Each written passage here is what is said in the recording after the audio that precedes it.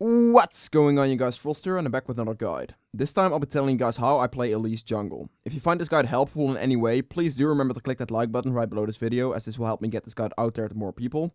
Also, if anything changes that will affect this guide, there will be an update in the description. The following subjects will be mentioned in this guide: champion description, abilities, leveling order, runes, masteries, the item build, and the jungle strategy. If you want to go to a specific subject, you can click on it right now.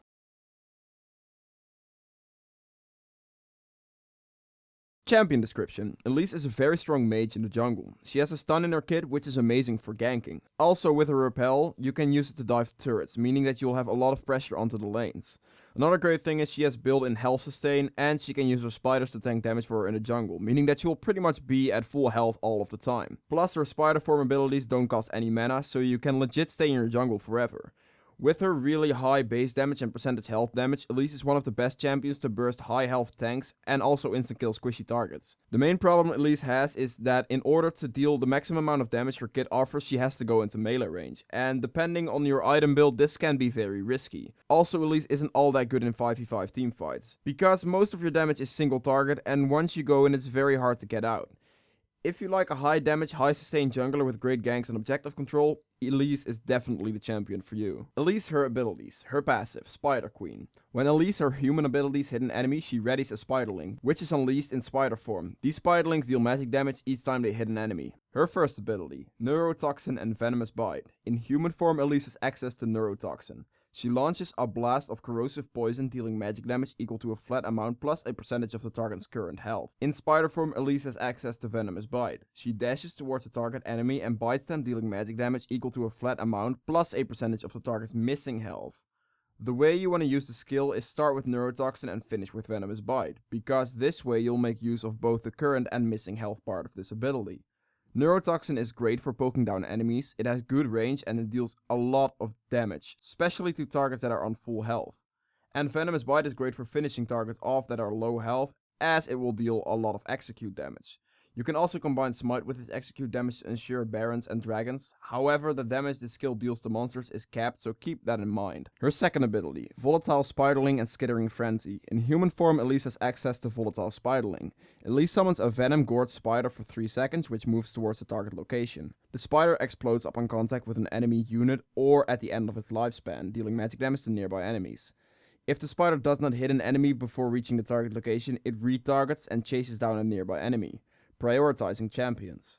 The spider's movement is increased as it gets closer to its target. You will mainly use the skill to check brushes and burst down your jungle camps or creep waves. In spider form, Elise has access to Skittering Frenzy, which passively grants her spiderlings bonus attack speed, and upon activating, both Elise and her spiderlings will gain a massive amount of bonus attack speed for 3 seconds.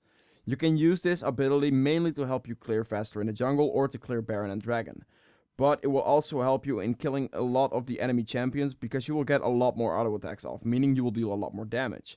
Especially since your spiderlings deal magic damage per auto attack. Her third ability, Cocoon and Repel. In human form, Elise has access to Cocoon. Elise fires a web in a line granting sight of the first enemy hit and stunning them. This is pretty much the skill that makes Elise insanely strong at any 1v1 situation, since you will be able to pretty much burst the enemy down in the amount of time that you stun them. Also, this is why Elise is such a good ganker, because this skill has a massive range, and when you land it, it will pretty much always be a kill. In spider form, Elise has access to Repel. Elise and her spiderlings will lift up into the air, becoming untargetable for 2 seconds and revealing the area for the duration. Upon landing, Elise's on-hit bonuses are increased for 5 seconds. This skill is an amazing gap closer when you're trying to go for ganks, or if you're trying to escape. You can use the skill to dodge abilities like Karthus ult, Nautilus ult, etc. But remember to not spam click this ability in sticky situations if you like panic, because if you do that, this will lift you up in the air for like half a second. Her fourth ability, Spider Form and Human Form. When you go into Spider Form, Elise will be accompanied by spiderlings. The more points you have in the skill, the more spiderlings you get following you. Also, with each level you put into the skill, your spiderlings will become stronger. When transforming, Elise also gains 25 movement speed, melee attacks, and a new set of abilities. Additionally, her basic attacks deal bonus magic damage and will heal her. Make sure you use this ability effectively by switching the spider form when you're roaming the map to get that extra 25 movement speed. Also, use your spiderlings to tank damage for you when you're clearing your jungle camps, and remember the spiderlings will initially spawn behind you so you can use it to block certain skill shots. Leveling these abilities. On level 1 I start with my W because this will initially deal the most damage to your jungle camp, mainly in your spider form. Also, it's very nice to check the brushes with it so you don't have to face check anything on level 1. Then on level 2 I take my Q to gain a lot more clear speed and burst damage, and on level 3 I'll take my E to be able to gank efficiently and also gain better healing and damage. As far as maxing goes, I'll max my Q first since this is your main damaging skill. Then I'll max my W second because the attack speed you gain from it in spider form scales insanely well, plus you will gain even more initial burst damage in human form.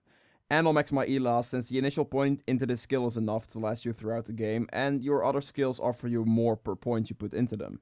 And of course you level your R whenever possible.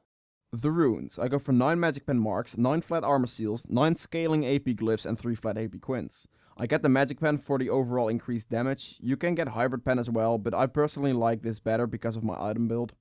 Then I take 9 flat armor to easily make it through the jungle early on. I take 9 scaling AP glyphs to help me get stronger as the game goes on. You can also take scaling CDR with the glyphs. This will pretty much give you full CDR when the late game hits. And I take 3 flat AP quints to simply increase my damage early in the game. I used to go for movement speed quints, but since the jungle item now gives you 10% movement speed, I don't really see the point for those. The Masteries. I go for 12, 18, 0 on Elise. In the Ferocity tree I take the increased spell damage because, well, all your damage is pretty much spell damage. Then I take Double-Edged Sword for the extra bit of damage, and you don't need to sustain at all. Now, I personally prefer going for the sustain instead of the other one because it will help you get that bit of extra healing, and I feel that's more useful. And I take the Oppressor because you have a built-in stun. Now, in the Cunning tree it's pretty straightforward. You get the increased damage to mains and monsters for a faster jungle clear. Then I take the stuff that increases my dueling potential, and I end off by getting Thunderlords. I get this keystone because it will help you burst in your spell rotation. And with the way it works on Elise, you will hit hard, unexpectedly. The item build. I have 2 different item builds for Elise. The first one will be a more damage heavy Elise build, and this is the one I prefer, and the second one is more of a full tank Elise build. I advise going for the first one because this will make carrying easier, but if that's not your playstyle, then by all means just go for the second one. Onto the builds. Starting with the damage build first, you want to get yourself a Hunter's Machete and a refillable potion. You can easily do this with Elise because you don't lose much health when clearing at all. Also, I take the Machete over the Talisman simply because you actually auto-attack a lot more when you're clearing with Elise, so it's way more useful. Then, after your first clear, I prefer going for Stalker's upgrade when building damage, simply because it will add to your burst damage. After this, you want to finish your jungle item off with the AP jungle enchant as soon as possible. Once you have your jungle item, get yourself a pair of Sorks. These will help you move around the map faster, plus they will give you a solid damage increase. After that, you add even more magic pen. You want to get yourself a Hunting Guise. Now you want to build some health to not get blown up, so you get yourself a Giant's Belt and build that into a Rylise after. The reason I go for Rylise on Elise is because it makes you very irritating to deal with. People just cannot get away from you. After Rylise, you want to get a Leandries. Combining these 2 items will give you a massive amount of damage whilst being quite tanky at the same time. Since you have stacked some health in the items so far, you want to get yourself a higher armor item to make it very hard to kill you. This item will come in the form of Frozen Heart. The reason you get this item over anything else is because it also offers you both CDR and mana, and they are great stats to have on Elise. And to finish this build off, you want to get either a Banshees or a Void Staff. What you get depends on how fed you are or if you need the extra defense against mages. Getting Banshees will pretty much make you unkillable, getting Void Staff will make you hurt like a truck. Then, for the second build, you want to start the same way, but instead of getting the Stalkers, you get the Tracker's Knife. If you are not building to deal damage, then it's simply better to go for the extra vision for your team. After this, you want to finish off your jungle item with a Cinderhulk enchant. This will make you very tanky already. Then you get Ninja Tabbies to instantly make you hard to kill for any auto attack based champions. After this, you want to get yourself a Rylise, again for the same reasons. It makes you very irritating to deal with, and it also stacks well with Cinderhulk health wise. At this stage, you just want to get some tank items in the form of Frozen Heart, Sterric Gauge, and Deadman's Blade. You get Sterrics to survive bursts from mages, but you can also swap this with the Banshees if their mage is really fat.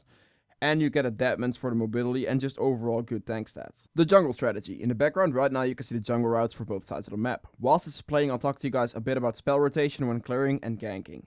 So, clearing your jungle. You want to start every camp with human form, starting off with an auto attack into a Q onto the biggest monster in the camp. After that, you instantly use your W and swap to your spider form. Once in your spider form, you want to auto attack and then press W, as this will reset your auto attack. Right after you did this, you will use your Q, and after that you keep auto attacking until you have your spider form Q back up. Generally by this time you will have cleared the camp. Don't swap back to your human form to use any more abilities on the camp, this will just be a waste of your mana. Also remember you can use spiderlings to tank the damage for you by walking back and forth to make them target of your jungle camp. The only situation you will use skills from the human form again on the same camp will be in the very early game to get your spiderlings back to tank for you, as you will have a blue buff available to you in this clear and it doesn't really matter how much mana you use then. And now for the ganking part. On Elise you mainly want to focus on ganking top and mid lane, or even potentially invade the other jungler a lot. Ganking bot lane on Elise isn't really that effective since she has more trouble killing multiple targets. When you gank a solo lane or invade a jungler, your chances of winning that encounter are much higher. And as a final tip, always try to get the Scuttle Crab, as with your build in stun and your burst combo you will pretty much instantly kill it and it's worth a lot of gold. Thank you guys so much for watching. If you've enjoyed it or learned anything from it, please do remember to click that like button right below this video, as this helps me get this video out there. If you would like to see more guides like this, hit that subscribe button and I'll see you guys next time. Bye!